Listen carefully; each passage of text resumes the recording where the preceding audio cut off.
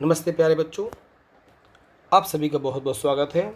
आज हम जो हमारा चैप्टर है जैव अणु, ठीक है ना, जो कि हमारा 14 चैप्टर है जैव अणु, उसके मोस्ट आईएमपी यहाँ पर जो क्वेश्चन है, ऑब्जेक्टिव हैं, कुछ जोड़ियाँ हैं, कुछ खालिस्तान हैं, हम उनको सॉल्व करने वाले हैं। तो सभी बच्चे इस वीडियो को पूरा देखें, ज़रूर देखें। जो भी आपके इस चैप्टर से ऑब्जेक्टिव आने वाले हैं 100% आपके सारे ऑब्जेक्टिव यहीं से आने वाले हैं। यदि आप इनको अच्छे से सॉल्व करते हैं तो आपका एक भी नंबर इस चैप्टर के ऑब्जेक्टिव से कटने वाला नहीं है। तो आइए वीडियो शुरू करते हैं। आप लोग देखेंगे, आप लोग और मैच करते जाइए कि आपको इनमें से कितने आंसर पता है। आप काउंट भी करते जाइए कि आपके कितने आंसर सही होते हैं। ठीक है, तो आइए शुरू करते हैं। हमारा आज का पहला क्वेश्चन है कि दूध में उपस्थित डाइसैकेराइड कौन सा है।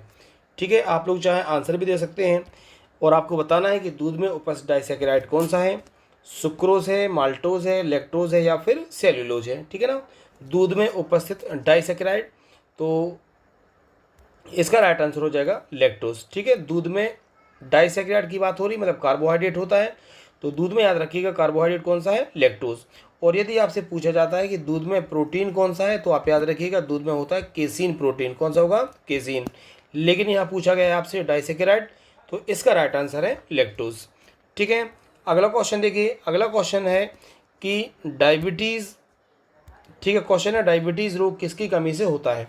आपको बताना है डायबिटीज़ जो शुगर होता है आयोडीन की कमी से, फिनाइल एलानिन की कमी से, इंसुलिन की कमी से या लाइसिन की कमी से। ठीक है, तो डायबिटीज़ आपको बताना है किसकी कमी से होता है, आयोडीन, फिनाइल एलानिन या लाइसिन। ठीक है, तो इसका राइट आंसर है प्यारे बच्चों इंसुलिन। किसकी वजह से होता है ये, इंसुलिन की कमी से क्या होता है। ठीक है, क्या हो जाता है, डायबिटीज़ रोग। ठीक है, हम जानते हैं कि रक्त में ग्लूकोज की मात्रा बढ़ जाती है, ठीक है, जिससे क्या हो जाता है, डायबिटीज़ होता है। अगला क्वेश्चन, नेक्स्ट जो हमारा क्वेश्चन है, सुक्रोज जल अपघटन पर देता है। सुक्रोज आप लोग जानते हो जिसका फार्मूला क्या होता है, C11H22O11, आपको ध्यान रखना है C12H22O11, ये इसका फार्मूला होता है, अच्छे से याद रखिएगा। ठीक है, तो आपको बताना है सुक्रोज जल अपघटन पर क्या देता है। ये ग्लूकोज देगा, फ्रक्टोज देगा या फिर ए और बी या फिर उपर्युक्त में से कोई नहीं। ठीक है, तो बताइए आप लोग क्या होगा इसका राइट आंसर, ग्लूकोज, फ्रक्टोज, ए और बी या फिर दोनों में से कोई नहीं। सुक्रोज जल अपघटन पर क्या देता है, बताइए इसका राइट आंसर क्या हो जाएगा। तो इसका राइट आंसर हो जाएगा, आपको ध्यान रखना है, ग्लूकोज और फ्रक्टोज दोनों ही इसका राइट आंसर है। क्लियर है। ठीक है, क्या करेंगे आपको, जल अपघटन, तो हम क्या करते हैं यहाँ से C12H22O11 प्लस हम रिएक्शन किससे करते हैं, H2 से करेंगे। तो इससे क्या बनता है हमें याद रखिएगा आप लोग, C6H12, ठीक है ना, और O6, ये दो अणु बनते हैं। एक हमारा अणु किसका बनता है, ग्लूकोज का बनता है, और एक बनता है फ्रक्टोज का। याद रखिएगा फलों का जो मीठापन होता है वो भी फ्रक्टोज की वजह से होता है। अगले क्वेश्चन की बात करेंगे, एस्कार्बिक अम्ल क्या है, आपको बताना है एस्कार्बिक अम्ल क्या है। विटामिन सी है, एंजाइम है या प्रोटीन है या फिर कार्बोहाइड्रेट है। एस्कार्बिक अम्ल क्या है बताएंगे आप लोग। तो एस्कार्बिक, आप लोग भी आंसर दे सकते हैं फटाफट पूरे सभी बच्चे। तो एस्कार्बिक अम्ल याद रखिएगा विटामिन सी। ठीक है, विटामिन सी का रासायनिक नाम क्या होता है, एस्कार्बिक अम्ल होता है। अगले क्वेश्चन की बात करेंगे। नेक्स्ट हमारा क्वेश्चन है, कौन सा इनमें से ग्लिसराइड नहीं है। ठीक है, आपको बताना है कौन सा ग्लिसराइड नहीं है। बसा है, फास्फोलिपिड है, तेल है या फिर साबुन। इनमें से कौन सा ग्लिसराइड नहीं है, तो इसका राइट आंसर हो जाएगा साबुन। ठीक है, बाकी बसा, फास्फोलिपिड और तेल ये क्या होते हैं, ग्लिसराइड होते हैं, साबुन नहीं होता है। अगले क्वेश्चन की बात करेंगे, इक्षु शर्करा के जल अपघटन से बनता है। आपको बताना है इक्षु शर्करा के जल अपघटन से क्या बनता है, glucose fructose, glucose galactose, glucose lactose या फिर केवल ग्लूकोज। इक्षु शर्करा के जल अपघटन से क्या बनेगा, तो इसका राइट आंसर है ग्लूकोज और फ्रक्टोज। ठीक है, क्या हो जाएगा, ग्लूकोज और फ्रक्टोज। अभी आपने देखा था पहले, इक्षु शर्करा हम बोलते हैं सुक्रोज को, किसको बोलते हैं, सुक्रोज को। अगला क्वेश्चन देखिएगा, प्रोटीन की संरचनात्मक इकाई क्या है। आपको ये बताना है कि प्रोटीन की संरचनात्मक इकाई क्या है। एडेनिन है, एमिनो एसिड मतलब एमिनो अम्ल, प्यूरिन या फिर ग्लूकोज। तो प्रोटीन की जो संरचनात्मक इकाई होती है क्या होगी, एडेनिन, एमिनो एसिड, प्यूरिन या फिर ग्लूकोज।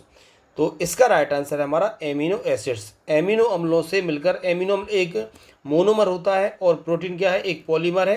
तो प्रोटीन जो है विभिन्न एमिनो अम्ल की इकाइयों से मिलकर बना होता है। अगले क्वेश्चन की हम बात करेंगे। हमारा जो नेक्स्ट क्वेश्चन है, प्रोटीन की द्वितीयक संरचना को स्थायित्व प्रदान कौन करता है? आपको बताना है प्रोटीन की द्वितीयक संरचना को स्थायित्व कौन प्रदान करता है। एमाइड बंध, सहसंयोजी बंध, हाइड्रोजन बंध या फिर सल्फाइड बंध। तो प्रोटीन की द्वितीयक संरचना को स्थायित्व प्रदान कौन करेगा? इसका राइट आंसर है हाइड्रोजन बंध। क्या आंसर हो जाएगा बच्चों? हाइड्रोजन बंध। अगले क्वेश्चन की बात करेंगे, जो हमारा नेक्स्ट क्वेश्चन है, ध्यान से देखिएगा। निम्न में से कौन सा क्षारक डीएनए में नहीं है? आपको ये बताना है कि इन 4 क्षारकों में से कौन सा डीएनए में नहीं पाया जाता। ग्वानिन, यूरेसिल, थाइमिन या फिर एडेनिन। तो आरएनए डीएनए आपको याद रखना है AGCT, AGCU। तो इनमें से डीएनए में कौन सा नहीं होता? आप लोग इसका आंसर बताएं जल्दी से कि इसका आंसर क्या होगा। तो मैंने आपको पहले भी बताया था, ठीक है ना। यहाँ पे आपको ध्यान रखना है डीएनए और ये हो जाएगा हमारा आरएनए। डीएनए में याद रखिएगा AGCT। तो यहाँ पे थायमिन की बात हो रही है, ठीक है। क्या है आपसे, किसका पूछा गया है? डीएनए में, ठीक है ना। तो यह इसमें याद हो जाएगा, इसका राइट आंसर है यूरेसिल। डीएनए में क्या नहीं होता? यूरेसिल। यूरेसिल किस में होता है? आरएनए में होता है। तो इसका राइट आंसर हो गया यूरेसिल। अगले क्वेश्चन की अब बात करते हैं यहाँ से कि निम्न में से कौन सा क्षारक आरएनए में नहीं पाया जाता? तो आरएनए में थाइमिन नहीं पाया जाता। क्या नहीं पाया जाता? थाइमिन, ठीक है ना। अगला क्वेश्चन हम देखते हैं। नेक्स्ट क्वेश्चन हमारा है जिसका आंसर आप लोग ही बताएंगे। अगला हमारा क्वेश्चन है, ग्लूकोज की पहचान करने के लिए प्रयुक्त अभिकर्मक कौन सा है? ठीक है, क्वेश्चन क्या है, ग्लूकोज की पहचान करने के लिए प्रयुक्त अभिकर्मक कौन सा है? ऑप्शन है आपके उदासीन ferric chloride, chloroform plus alcoholic KOH, ammonia में सिल्वर नाइट्रेट और सोडियम इथॉक्साइड। ग्लूकोज की पहचान करने के लिए आपको ध्यान अच्छे से देख के बताना है कि प्रयुक्त अभिकर्मक कौन सा होता है ग्लूकोज की पहचान करने के लिए। तो इसका राइट आंसर है अमोनिया में सिल्वर नाइट्रेट। क्या हो जाएगा? अमोनिया में सिल्वर नाइट्रेट। नेक्स्ट क्वेश्चन की बात करेंगे। अगला क्वेश्चन है हमारा, ध्यान से देखेंगे। पॉलीसैकेराइड में मोनोसैकेराइड इकाइयों को जोड़ने वाला बंध कौन सा होता है? क्वेश्चन बहुत ध्यान से देखिएगा आप लोग। जो पॉलीसैकेराइड इकाई होती हैं, इनमें मोनोसैकेराइड इकाइयों को जोड़ने वाला बंध कौन सा है? ग्लाइकोसाइड बंध, न्यूक्लियोसाइड बंध, ग्लाइकोजन बंध या फिर पेप्टाइड बंध। तो इसका राइट आंसर प्यारे बच्चों ग्लाइकोसाइड बंध। कौन सा होगा? ग्लाइकोसाइड बंध इसका राइट आंसर होगा। अगली बात करते हैं। अगला क्वेश्चन, सुक्रोज का जल अपघटन क्या कहलाता है? अभी हमने सुक्रोज का जल अपघटन किया था जिससे कि ग्लूकोज और फ्रक्टोज बना था। अब आपको ये बताना है कि सुक्रोज का जल अपघटन क्या कहलाता है? साबुनीकरण, प्रतिपन, जल योजन या इनमें से कोई नहीं। तो इसका राइट आंसर क्या होगा बताएं? साबुनीकरण, प्रतिपन या जल योजन, ठीक है। तो इसका राइट आंसर हो जाएगा जल योजन। क्या हो जाएगा इसका राइट आंसर? जल योजन, ठीक। बात करते हैं अगले क्वेश्चन की। तो नेक्स्ट क्वेश्चन देखिएगा ध्यान से। सांद्र HNO3 के साथ प्रोटीन को गर्म करने पर पीला रंग देता है। आपको यहाँ पर बताना है कि कौन सा परीक्षण ऐसा है जिसमें हम सांद्र HNO3 को प्रोटीन के साथ गर्म करेंगे तो हमें पीला रंग प्राप्त होता है। उस परीक्षण का नाम आपको बताना है। ऑक्सीकरण परीक्षण, जेंथोप्रोटीक परीक्षण, हूप परीक्षण या फिर अम्लक्षार परीक्षण। तो इसका राइट आंसर है जेंथोप्रोटीक परीक्षण। क्या हो जाएगा? जेंथोप्रोटीक परीक्षण। क्लियर है। अगले क्वेश्चन की बात करेंगे। एस्कॉर्बिक अम्ल क्या है? ये क्वेश्चन हम अभी भी कर चुके हैं। विटामिन, एंजाइम, प्रोटीन और कार्बोहाइड्रेट। तो इसका राइट आंसर हमारा क्या हो जाएगा? इसका आंसर है हमारा विटामिन। विटामिन सी का रासायनिक नाम क्या होता है? एस्कॉर्बिक अम्ल होता है। बढ़ेंगे अगले क्वेश्चन की तरफ। अगला क्वेश्चन है हमारा, विटामिन B1 क्या है? राइबोफ्लोविन, एस्कॉर्बिक अम्ल, कोबालमीन या फिर थाइमिन। तो विटामिन B1 बताएं आप लोग इसका आंसर। इसका राइट आंसर हो जाएगा थाइमिन, ठीक है। विटामिन B1 का रासायनिक नाम क्या होता है? थाइमिन होता है। देखिए अगले क्वेश्चन जो अब आपको ध्यान से देखिएगा। नेक्स्ट जो अब क्वेश्चन आपके आ रहे हैं वो कुछ खाली स्थान है। आप मिलाते हुए चलिए कि आपके कितने आंसर यहाँ से सही हो रहे हैं, ठीक है ना बच्चों। कितना आप सही कर पा रहे हैं, अपना अपना जो स्कोर है उसको भी आप लोग देखते चलिए। ये आपने यदि अच्छे से कर लिए तो आप 100% इस टॉपिक से आपसे पूरे ऑब्जेक्टिव बनेंगे, ठीक है ना। तो अगला क्वेश्चन देखिएगा। जो हमारा नेक्स्ट क्वेश्चन है यहाँ से कि पॉलीपेप्टाइड श्रृंखला में एमिनो अम्ल खाली स्थान बंध के द्वारा जुड़े होते हैं, ठीक है ना। आपको ये बताना है ये किस बंध के द्वारा जुड़े होते हैं? पॉलीपेप्टाइड श्रृंखला में एमिनो अम्ल किस बंध के द्वारा जुड़े होते हैं? तो इसका राइट आंसर हो जाएगा बच्चों पेप्टाइड बंध। क्या हो जाएगा यहाँ से? पेप्टाइड बंध। क्या आंसर है इसका? पेप्टाइड बंध के द्वारा ये जुड़े रहते हैं। ठीक है, अगले क्वेश्चन की बात करेंगे। खालिस्तान रक्त का थक्का बनने के लिए कौन सा प्रोटीन उत्तरदायी है? विटामिन नहीं पूछा, यदि विटामिन पूछते तो विटामिन के हो जाता। आपसे पूछा है प्रोटीन। क्या पूछा है? प्रोटीन। तो आपको ये बताना है कि कौन सा प्रोटीन रक्त का थक्का बनाने के लिए उत्तरदायी होता है। ठीक है, तो इसका राइट आंसर क्या हो जाएगा? इसका आंसर होगा फाइब्रोनोजन। क्या होगा बच्चों इसका राइट आंसर? फाइब्रोनोजन इसका राइट आंसर है। क्या हो जाएगा? फाइब्रोनोजन। क्लियर है? देखिए अगला क्वेश्चन देखते हैं हम। नेक्स्ट हमारा जो क्वेश्चन है कि विटामिन सी की कमी से कौन सा रोग होता है? आपको बताना है कि विटामिन सी की कमी से कौन सा रोग होता है। ठीक है, देखिए vitamin A B C D E के सभी की कमी से होने वाले रोग आपको पता होना चाहिए। जैसे विटामिन ए की कमी से रतौंधी होता है, विटामिन बी की कमी से बेरेबेरी होता है। इसी प्रकार विटामिन सी की कमी से जो रोग होता है उसका नाम क्या है बच्चों? उसका नाम है स्कर्वी। क्या नाम है? स्कर्वी। ठीक है, जो कि मुंह की बीमारी से संबंध होता है। पायरिया, मुंह से बदबू आना, दांतों में से खून आना, मसूड़ों में से खून आना, ये सब कहलाता है स्कर्वी। तो विटामिन सी की कमी से कौन सा रोग होता है? स्कर्वी। याद रखिएगा विटामिन सी के स्रोत क्या होते हैं? खट्टे फल, आंवला वगैरह। ठीक है ना। अगला क्वेश्चन देखिएगा जो नेक्स्ट आपके लिए है।